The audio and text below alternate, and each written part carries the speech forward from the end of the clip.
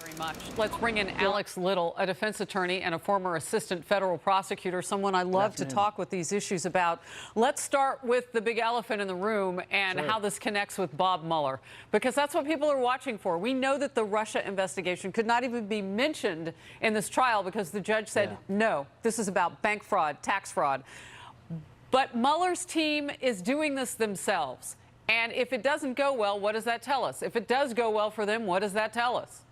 Well, I think if it doesn't go well, it tells you that maybe the cases that they thought were strong aren't as strong as they thought, and perhaps they need to reassess what they're doing. I think it probably will go well. These sorts of cases generally do not go well for defendants who are charged with bank fraud and tax fraud, and I think it would indicate that they've done their job behind the scenes. They built an investigation with evidence and presented it to a jury, and the jury's agreed with it.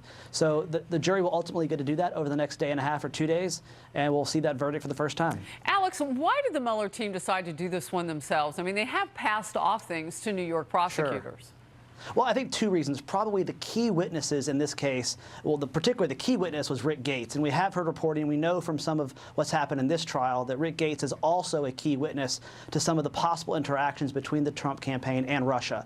In addition, Paul Manafort is really at the center of that spider web. The evidence at this trial indicated that he took the campaign position with Trump when he was really desperate for money. And as any intelligence service will tell you, if somebody's desperate for money, you can get them to do things. Yeah, you know, it's so interesting because the FBI was looking at some of these people. That might have been the kind of information that you could hand a Trump campaign and maybe help them out. Why do you think that didn't happen?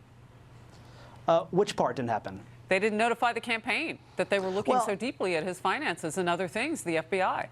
Yeah, I think that counter-espionage investigations in particular are the most closely held investigations within the Department of Justice. Very few people are read in on them, and the sources and methods of those investigations are particularly sensitive. So you were very, very reluctant to tell anybody who you don't fully vet what's going on. Yeah, interesting. You know, there's been an argument that the Hillary Clinton campaign was notified of some other types of details per what the FBI was looking at with regard to other things. Let's move on.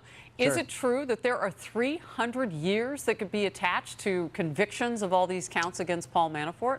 It's theoretically true. That's the way that federal sentencing works. For each count, you have a maximum, and theoretically, a judge could stack them end on end. Practically, that's never going to happen. There are sentencing guidelines that would apply here, and the sentence is much more likely in the 10 to 20-year range. You know, and I'm looking at some of these 18 counts, 5 counts of conspiracy to commit bank fraud, 5 counts filing false individual income tax returns. Your thoughts on what he's facing?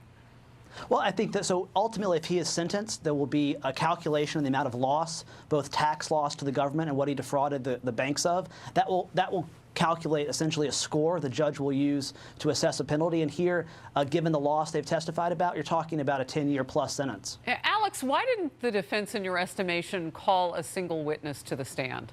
You know, these cases are really hard because there's a lot of documents you have to explain. And any witness they put up there is going to be confronted with hundreds and hundreds of documents. Manafort would have had to, if he had testified, explain some of the emails that his defense team would rather the jury not think about when they go into deliberations. All right. And you say that you don't ever like to predict a jury verdict. Never. But that the government doesn't normally lose these. Bottom line it for me.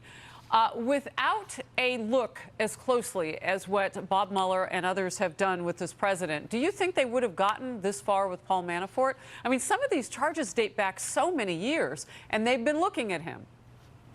I think probably financial crimes, because they're on paper, eventually bubble up. And so these sorts of cases, you know, you can hide them for only so long, but the numbers are what the numbers are. And you can get away with it for a while, but you can't get away with it forever. And you see why I'm asking that question. It's because some of the criticism has been you pressure a guy like a Paul Manafort, a guy like a Rick Gates, and maybe something bubbles up in your Russia investigation. Your quick thought. I think what's remarkable about this case is how unremarkable it is. It's looked like a bank fraud trial that could have happened anywhere in the United States.